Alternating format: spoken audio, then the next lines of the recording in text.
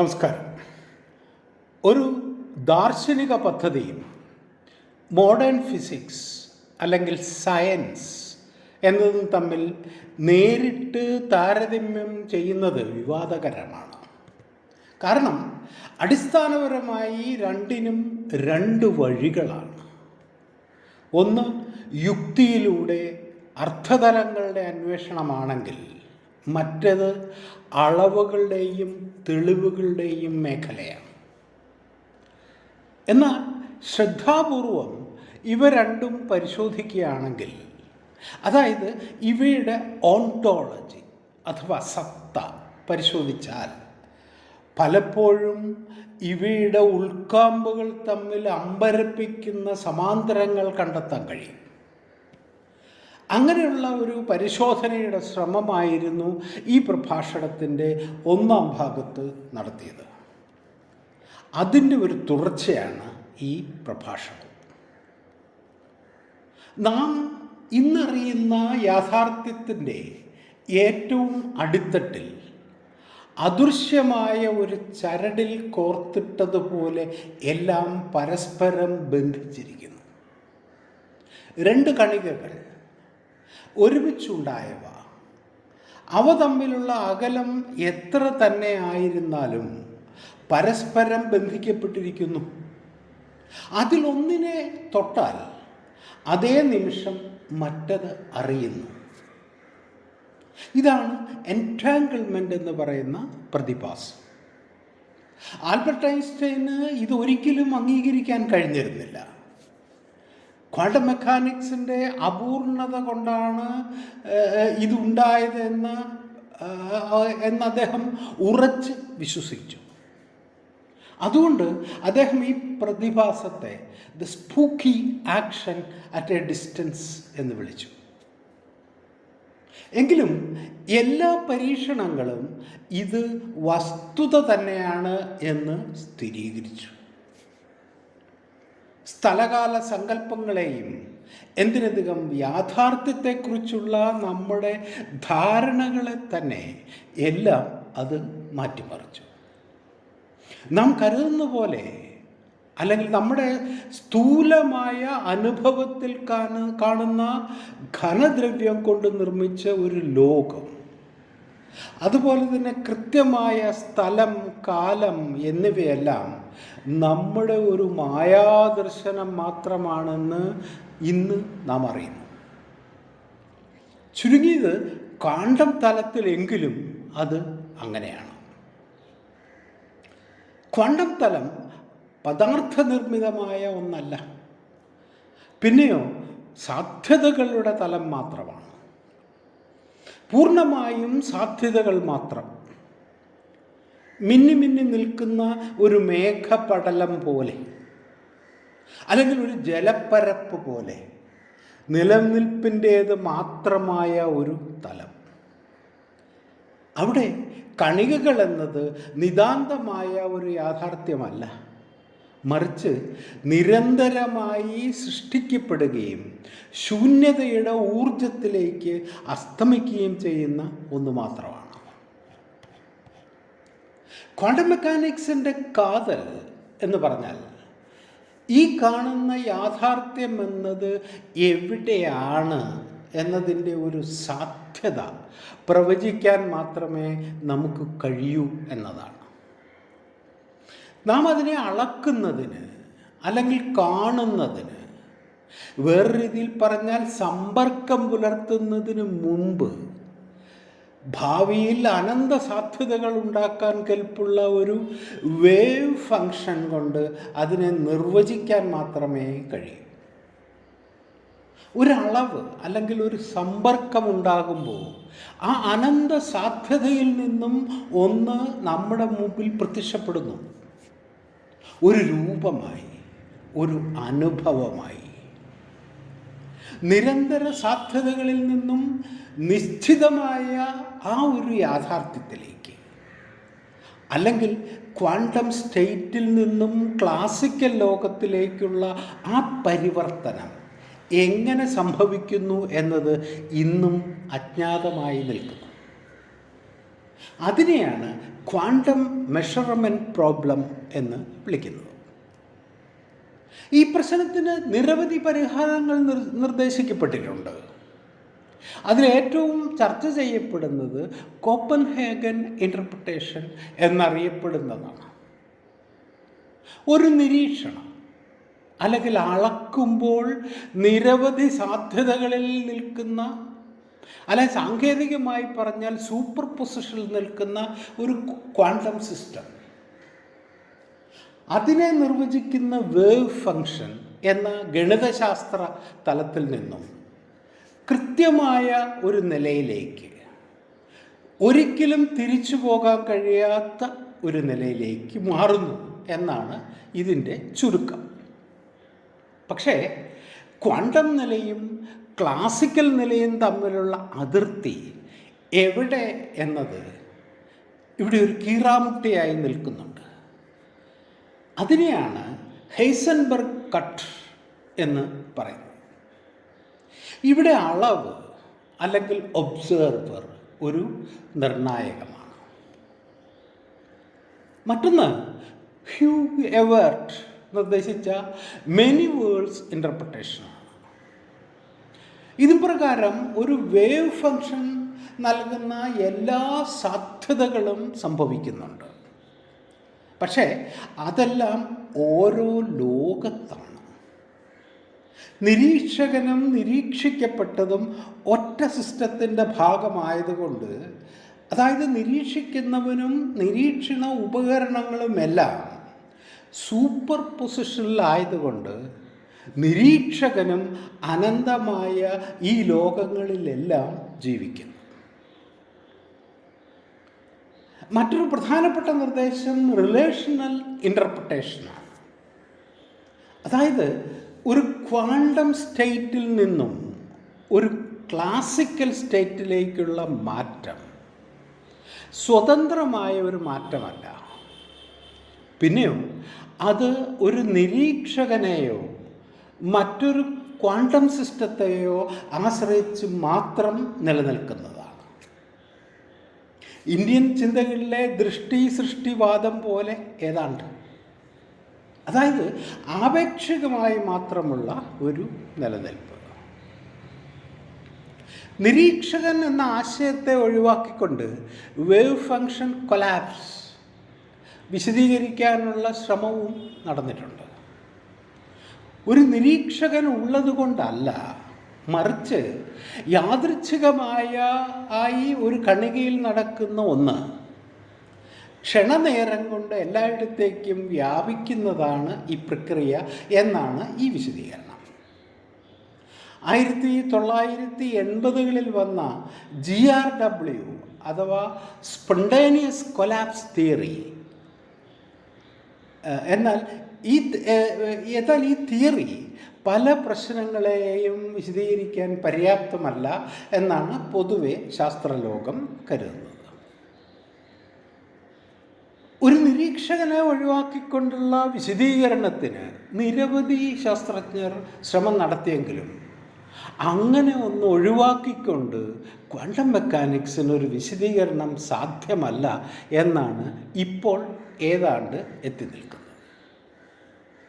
കാരണം നാം കാണുന്ന ഈ യാഥാർത്ഥ്യത്തിൻ്റെ ഒരു അവിഭാജ്യ ഘടകം തന്നെയാണ് നിരീക്ഷണം എന്ന സങ്കല്പം എന്നാണ് ഇപ്പോൾ കരുതുന്നത്. ഇവിടെ നിരവധി ചോദ്യങ്ങൾ ഉയരുന്നുണ്ട്. ഒരു ഒബ്സർവേഷൻ അല്ലെങ്കിൽ ഒരു ഒബ്സർവർ എന്തുകൊണ്ടാണ് ക്വാണ്ടം ഫിസിക്സിൽ ഇത്ര നിർണായകമാകുന്നത്? ഒബ്സർവേഷൻ എന്ന ആശയം ക്വാണ്ടം ഫിസിക്സിൻ്റെ തന്നെ അടിത്തറയാകുന്നത് എന്തുകൊണ്ട്? വേവ് ഫംഗ്ഷൻ എന്ന ഗണിതശാസ്ത്ര നിർമ്മിതിയിൽ അടങ്ങിയിരിക്കുന്ന അസംഖ്യം സാധ്യതകളിൽ ഒന്നു മാത്രം യാഥാർത്ഥ്യത്തിൻ്റെ രൂപത്തിലേക്ക് പരിവർത്തനം ചെയ്യാൻ ഒരു നിരീക്ഷണം ആവശ്യമാകുന്നത് എന്തുകൊണ്ട്? ആരാണ് അല്ലെങ്കിൽ എന്താണ് ഈ നിരീക്ഷകൻ എന്ന് പറയുന്നത്? ഇത് ജനറൽ റിലേറ്റിവിറ്റിക്കും ബാധകമാണ്. ആധുനിക ഭൗതിക ശാസ്ത്രത്തിലെ രണ്ട് നെടും തൂണുകൾക്ക് എന്തുകൊണ്ട് ഇത് പ്രധാനമാകുന്നു?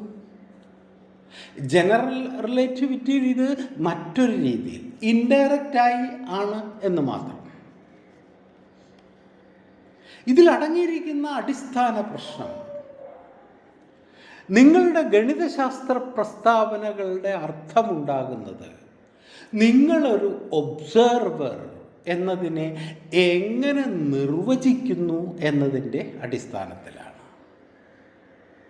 മറ്റൊരു രീതിയിൽ പറഞ്ഞാൽ ഒരു നിരീക്ഷകൻ എന്നത് ഇൻഫോർമേഷൻ എക്സ്ചേഞ്ചിന് കഴിവുള്ളതായിരിക്കണം. അതായത് അവിടെ നിർണായകമാകുന്നത് ഇൻഫോർമേഷൻ അഥവാ അറിവാണ് എന്ന് സാരം. മറ്റ് ചില ശാസ്ത്രജ്ഞർ ഒബ്സർവർ എന്നതിനെ നിർവചിക്കുന്നത് A system that has N internal representation of something like self എന്നാണ്. അതായത് ആന്തരികമായ ഒരു പ്രതിരൂപം ഉള്ളത് എന്ന് ചുരുക്കം. അങ്ങനെയാണ് ഒരു കോൺഷ്യസ് ഒബ്സർവർ എന്ന ആശയത്തിലേക്ക് എത്തുന്നത്. അവിടെയും ഉത്തരം ലഭിക്കാൻ പ്രയാസമുള്ള ചോദ്യങ്ങളുണ്ട്. നമ്മുടെ ഈ പ്രപഞ്ചം രൂപം കൊള്ളുന്നത് 1350 കോടി കൊല്ലങ്ങൾക്ക് മുമ്പ് ഉണ്ടായ ഒരു ചെറു ചലനത്തിൽ നിന്നാണ് എന്നാണല്ലോ സയൻസ് ഇന്ന് കരുതുന്നത്. അപ്പോൾ അവിടെ ഒരു കോൺഷ്യസ് ഒബ്സർവർ എന്നതിന് ഒരു സാധ്യതയും ഇല്ലല്ലോ. അങ്ങനെയെങ്കിൽ നമുക്ക് തിരിച്ചൊന്ന് ചിന്തിച്ചാലോ?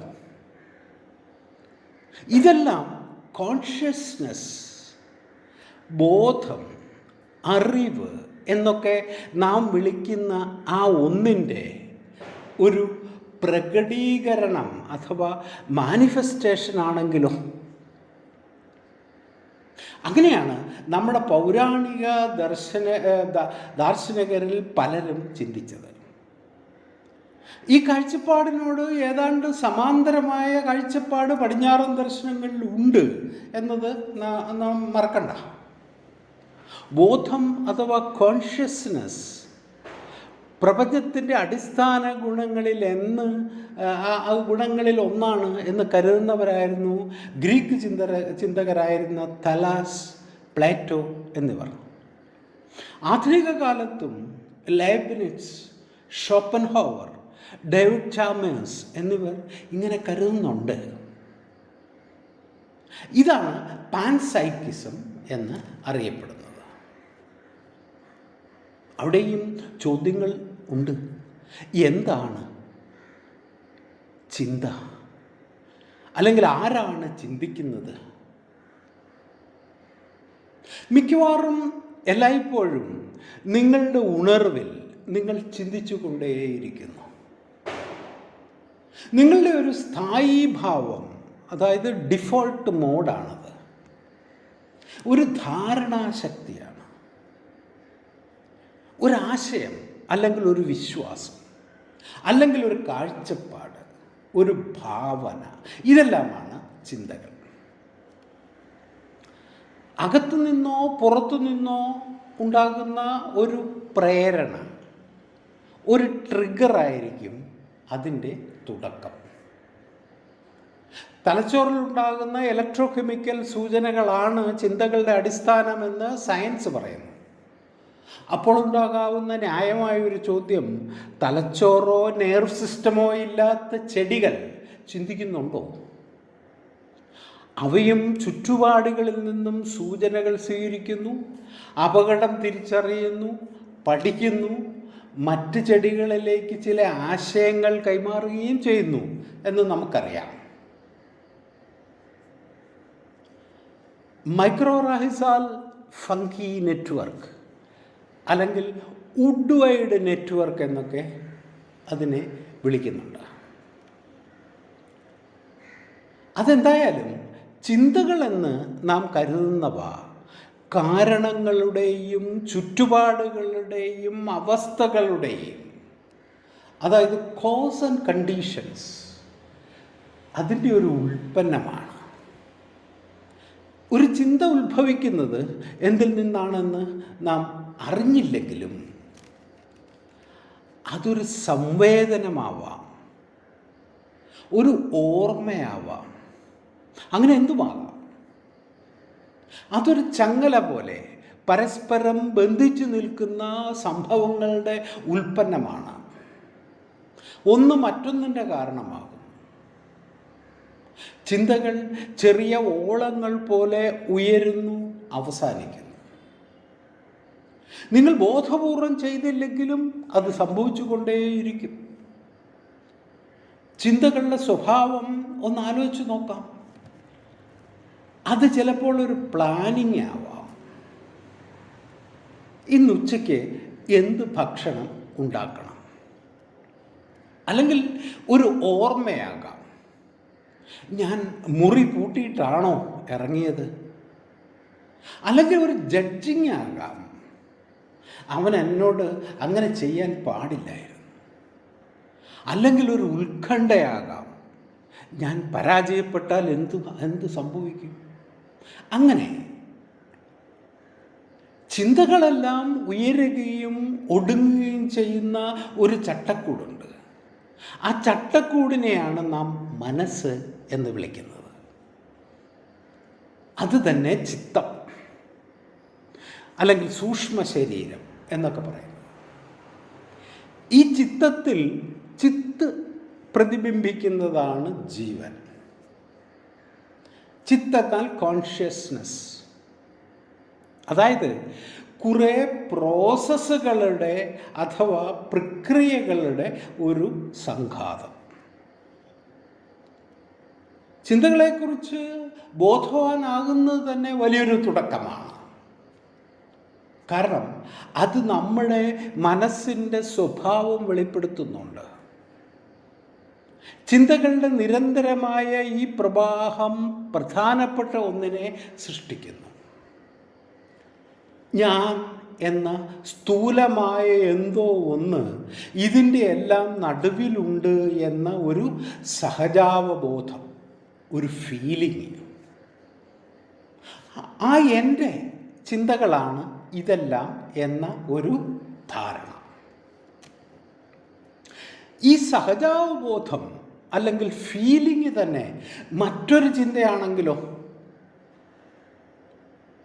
ഒരു കാരണത്തിൽ നിന്നും അതിൻ്റെ ചുറ്റുപാടുകളിൽ നിന്നും ഉത്ഭവിക്കുന്ന ഒരു ചിന്ത മറ്റൊരു ചിന്തയ്ക്ക് കാരണമാകുന്നത് പോലെ. ചിന്തകൾ നിരന്തരമായ ഒരു ഒഴുക്കാണ്. അനുനിമിഷം മാറിക്കൊണ്ടിരിക്കുന്ന ഒരു ജലപ്രവാഹത്തെ നാം ഒരു പുഴ എന്ന് വിളിക്കുന്നത് പോലെയാണ് ഈ ഞാൻ എങ്കിലോ. അതായത് ഇതിൻ്റെയൊക്കെ പിന്നിലിരുന്ന് ഒരാൾ ചിന്തിക്കുകയല്ല, പിന്നെയോ ഞാൻ ചിന്തിക്കുന്നു എന്നത് മറ്റൊരു മാനസിക വിധാനം അഥവാ രൂപീകരണം, മെൻ്റൽ കൺസ്ട്രക്റ്റ് ആണ് എന്ന് സാരം. ചിന്തകളുടെ നിരന്തരമായ ഈ പ്രവാഹത്തിനുള്ളിൽ മൗലികമായ മറ്റൊരു യാഥാർത്ഥ്യം നിലനിൽക്കുന്നുണ്ട്. ലളിതമെങ്കിലും നിഗൂഢമായ ഒന്ന്, അറിയുക എന്ന കഴിവ്. ഈ ഉണർവ് അഥവാ അവയർനെസ്സാണ് എല്ലാ അനുഭവങ്ങളുടെയും അടിസ്ഥാനം. വരുന്നതും പോകുന്നതുമായ എല്ലാത്തിൻ്റെയും മൂകമായ സാക്ഷിയാണിത്. ഇത് പക്ഷേ മറ്റൊരു ചിന്തയല്ല, മറിച്ച് എല്ലാ ചിന്തകളുടെയും ഒരു പശ്ചാത്തലമാണ്, ഒരു കോണ്ടെക്സ്റ്റ്. ഇത് ആർജിതമായ അല്ലെങ്കിൽ അക്വയർഡായ ഒന്നല്ല, പിന്നെയോ ഒരു ജീവൻ്റെ സഹജമായ ഒന്നാണ്. ന്യൂറോ സയൻസ് ഈ കഴിവിനെ മെറ്റാകോഗ്നീഷൻ എന്ന് വിളിക്കുന്നു. നാമൊക്കെ സാമാന്യേന ബോധം, പ്രജ്ഞ എന്നൊക്കെ വിളിക്കുന്നതിൻ്റെ അടിസ്ഥാന ഭാവമാണ് ഈ അവയർനെസ്. കണ്ണാടിയിൽ ചുറ്റുപാടുകൾ പ്രതിബിംബിക്കുന്നത് പോലെ ചുറ്റുപാടുകൾക്ക് എന്ത് സംഭവിച്ചാലും കണ്ണാടിക്കത് ബാധിക്കാത്തതുപോലെ മനസ്സ് ഒരു ആകാശമെന്ന് സങ്കല്പിക്കുക. അതിൽ വരികയും പോകുകയും ചെയ്യുന്ന മേഘശകലങ്ങൾ പോലെയാണ് ചിന്തകൾ. ഒരു മേഘശകലത്തിനും മറ്റൊന്നിനുമിടയിൽ ചെറിയൊരു ഇടവേളയുണ്ടാവും. ആ ഇടവേളയിൽ നിങ്ങൾക്ക് ആകാശം കാണാം. അതുപോലെ ചിന്തിക്കുന്ന മനസ്സ് നിശബ്ദമാകുമ്പോൾ, ഒരുപക്ഷെ ഒരു ശ്വാസത്തിനും മറ്റൊന്നിനും ഇടയിൽ, അല്ലെങ്കിൽ ഒരു ധ്യാനാവസ്ഥയിൽ, അല്ലെങ്കിൽ എന്തിലെങ്കിലും നിങ്ങൾ ആഴത്തിൽ ആകൃഷ്ടരായി മുങ്ങിയിരിക്കുമ്പോൾ, ആ നിമിഷത്തിൽ നിങ്ങൾക്ക് നിങ്ങളുടെ ഉള്ളിലുള്ള വിശാലമായ ഒന്നിനെ അനുഭവിക്കാൻ കഴിയും. ഈ വിശാലതയെ കണ്ടെത്തലാണ് ഫ്രീഡം, അഥവാ മനസ്സിൻ്റെ ചഞ്ചലാവസ്ഥയിൽ നിന്നുള്ള മുക്തി എന്നൊക്കെ പറയുന്നത്. ഈ വിശാലത പക്ഷെ ശൂന്യമല്ല. അതിൻ്റെ സ്വരൂപം ഇക്വാനിമിറ്റി അഥവാ അക്ഷോഭ്യത എന്നൊക്കെ പറയുന്നതാണ്. ആകർഷണമോ വെറുപ്പോ ആസക്തിയോ ഒന്നുമില്ലാത്ത അക്ഷോഭ്യത. അതൊരു സബ്ലിം സ്റ്റേറ്റാണ്, ഉദാത്തമായ അവസ്ഥ. വേദാന്തത്തിൽ ശമം എന്ന് പറയുന്നത് ഇതിനെയാണ്. ശമദമാദി ഷഡ്സമ്പത്തി എന്ന് പറയും, അതിലൊന്നാണ് ഇത്. പലപ്പോഴും നമുക്ക് ഉത്തരം ലഭിക്കാത്ത ചോദ്യങ്ങൾ നമ്മുടെ ഉള്ളിൽ വരും. ഉദാഹരണത്തിന്, ആരാണിത് കാണുന്നത് അല്ലെങ്കിൽ അനുഭവിക്കുന്നത്? തൊട്ടുപുറകെ അതിൻ്റെ ഒരു നിഴൽ പോലെ മറ്റൊരു ചോദ്യം കൂടി ഉയരും. ഈ കാണുന്നവനെ കാണുന്നത് ആരാണ് എന്നിങ്ങനെ. ആദ്യം ഇതൊക്കെ വെറും നിർദോഷമായ ചോദ്യമായി തോന്നും. എന്നാൽ മിക്കപ്പോഴും ചാക്രികമായി തീരുന്ന ഇത്തരം ചോദ്യങ്ങളുടെ ഒരു ലൂപ്പിൽ നമ്മൾ വീണുപോകും. ഒരു കണ്ണാടി മറ്റൊരു കണ്ണാടിയെ പ്രതിഫലിപ്പിക്കുന്നത് പോലെ അനന്തമായ ചാക്രികമായ ഒന്ന്. ഇതിനെയാണ് ഇൻഫിനിറ്റ് റിഗ്രഷൻ എന്ന് പറയുന്നത്. പലപ്പോഴും ഇത് ഒരു യുക്തിയുടെ പ്രശ്നമായി പലർക്കും തോന്നാം. എന്നാൽ അതങ്ങനെയല്ല. അതൊരു സൂചനയാണ്. അതായത് നിങ്ങൾ അന്വേഷിക്കുന്ന ആ ആൾ എങ്ങും മറഞ്ഞതല്ല. യഥാർത്ഥത്തിൽ അതവിടെ ഉണ്ടായിരുന്നില്ല എന്നതിൻ്റെ സൂചനയാണ്. ഓരോ സമയത്തും നിങ്ങൾ കാണുന്ന ആളെ കണ്ടെത്തി എന്ന് ധരിക്കുമ്പോഴേക്കും അത് മറയുന്നു. അത് അനന്തമായ ആ ചങ്ങലയുടെ മറ്റൊരു പോയിന്റ് മാത്രമാണ് എന്ന് നിങ്ങൾക്ക് മനസ്സിലാകുന്നു. പരസ്പരം പ്രതിബിംബിക്കുന്ന കണ്ണാടികളിൽ ഏതാണ് യാഥാർത്ഥ്യമെന്ന് അറിയാൻ കഴിയാത്തതുപോലെ അങ്ങനെ ഒരു ഫൈനൽ സെൽഫ് ഇല്ല. അങ്ങനെ ഒന്നിനെ അന്വേഷിക്കുന്ന ഒരു സ്വഭാവം മാത്രമാണുള്ളത് എന്ന് നിങ്ങൾ മനസ്സിലാക്കും. അതായത് എൻ്റെ ചിന്തകളുടെ നടുവിലുള്ള ചിന്തിക്കുന്ന ഞാൻ എന്ന ആശയം ഒരു ട്രാപ്പ് അഥവാ കെണിയായിരുന്നു എന്ന് നിങ്ങൾ മനസ്സിലാക്കും. അങ്ങനെയാണ് മായ നമ്മൾ പ്രവർത്തിക്കുന്നത്. നമുക്ക് സയൻസിലേക്ക് തന്നെ തിരിച്ചു വരാം. തോമസ് കുൻ തൻ്റെ സ്ട്രക്ചർ ഓഫ് സയൻറ്റിഫിക് റെവല്യൂഷൻ എന്ന ഗ്രന്ഥത്തിൽ പുതിയ അറിവുകൾ പഴയതുമായി പൊരുത്തപ്പെടുന്നില്ല എങ്കിൽ അവയെ മാറ്റി പുതിയതിനെ സ്ഥാപിക്കുന്നതിനെക്കുറിച്ച് വിശദീകരിക്കുന്നുണ്ട്. ഏതാണ്ട് 100 കൊല്ലങ്ങൾക്ക് മുമ്പ് അങ്ങനെ ഒരു പ്രക്രിയയിലൂടെ നമ്മുടെ യാഥാർത്ഥ്യത്തെക്കുറിച്ചുള്ള അടിസ്ഥാന ധാരണകൾ തന്നെ തിരുത്തപ്പെട്ടു. ന്യൂട്ടൻ്റെ അഭിപ്രായത്തിൽ മാറ്റർ എന്നത് സോളിഡ്, മാസി, ഇംപെനട്രബിൾ, മൂവബിൾ പാർട്ടിക്കിൾസ് ആണ്. അതായത് കട്ടിയായ, പിണ്ഡമുള്ള, അഭേദ്യമായ, ചലിപ്പിക്കാവുന്ന കണികകൾ. ന്യൂട്ടനെ സംബന്ധിച്ചിടത്തോളം മാറ്റർ നിർജീവമായ, നിഷ്ക്രിയമായ ഒന്നാണ്. ഇനേർഷ്യയാണ് അതിൻ്റെ സഹജ സ്വഭാവം. ഏതാണ്ട് 300 കൊല്ലത്തോളം ഈ ആശയത്തിലാണ് സയൻസും ഫിലോസഫിയും വികസിച്ചത്. ഈ ആന്തരികതയാണ് ക്വാണ്ടം മെക്കാനിക്സ് തകർത്ത് കളഞ്ഞത്. ആറ്റം, ഇലക്ട്രോൺ എന്നൊക്കെ പറയുമ്പോൾ അതിനെ ഒരു വസ്തു എന്ന് കാണരുത്. അങ്ങനെ കണ്ടാൽ നാം തെറ്റായിരിക്കും കാണുന്നത്. ക്വാണ്ടം മെക്കാനിക്സിൻ്റെ തലത്തിൽ അത് നാം നടത്തുന്ന നിരീക്ഷണങ്ങളെ ഒരു തരത്തിലുള്ള ഒരു ലോജിക്കൽ സിസ്റ്റമായി വ്യാഖ്യാനിക്കൽ മാത്രമാണ്.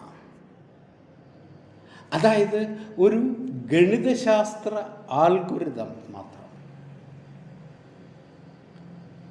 ആറ്റം എന്നൊക്കെയുള്ള വാക്കുകൾ യഥാർത്ഥത്തിൽ അത്തരം ആൽഗോരിതത്തെ അനൗപചാരികമായി സൂചിപ്പിക്കുന്ന ഒരു വാക്ക് മാത്രമാണ്. ദുർഗാഹ്യമായ ഒരു പ്രതിഭാസത്തെ പ്രതീകാത്മകമായി സൂചിപ്പിക്കുന്ന ഒരു വാക്ക്. അതിൻ്റെ അർത്ഥം ഭൗതികമായി നാം പറയുന്ന എല്ലാ ധർമ്മങ്ങളോടും കൂടിയ ഒരു വസ്തു അവിടെ ഉണ്ട് എന്നല്ല. അതായത് ഒരു കണിക എന്നൊക്കെ പറയുമ്പോൾ അതൊരു ഗണിതശാസ്ത്ര മോഡൽ മാത്രമാണ്. അത് യാഥാർത്ഥ്യത്തിൻ്റെ സ്വതന്ത്രമായ ഒരു ഭാഗത്തെയും പ്രതിനിധാനം ചെയ്യുന്നില്ല എന്ന് സാരം. 1929 ഹൈസൻബർഗ് ഇങ്ങനെ എഴുതി: The recognition of relativity, interconnectedness and impermanence as fundamental aspect of physical reality, which had been so difficult for me and my fellow physicists, was the very basis of the Indian philosophical tradition. The idea that had seemed so crazy suddenly made much more sense. That was a great help to me. അതായത് Indian ദാർശനിക ചട്ടക്കൂടിനുള്ളിൽ quantum mechanics, relativity തുടങ്ങിയവയുടെ ഇത്തരം ഭ്രാന്തൻ സമസ്യകളെ വിശദീകരിക്കാനും ഒരുപക്ഷെ സാമാന്യ യുക്തിക്കുള്ളിൽ കൊണ്ടുവന്ന് കൂടുതൽ മനസ്സിലാക്കാനും കഴിഞ്ഞേക്കും എന്ന്. കാരണം അതിനുള്ളിൽ ഏകത്വം, പരസ്പരാശ്രയത്വം, നിതാന്ത പരിണാമം, വസ്തുവൽക്കരിക്കാൻ, അതായത് ഒബ്ജക്റ്റിഫിക്കേഷൻ കഴിയാത്ത അവസ്ഥ, ഭ്രമാത്മകത എന്നിങ്ങനെയുള്ളതെല്ലാം വിശദീകരിക്കാനുള്ള ഒരു ശ്രമം നടത്തിയിട്ടുണ്ട് എന്ന് ചുരുക്കം. ഞാനിവിടെ അവസാനിപ്പിക്കുന്നു. നന്ദി.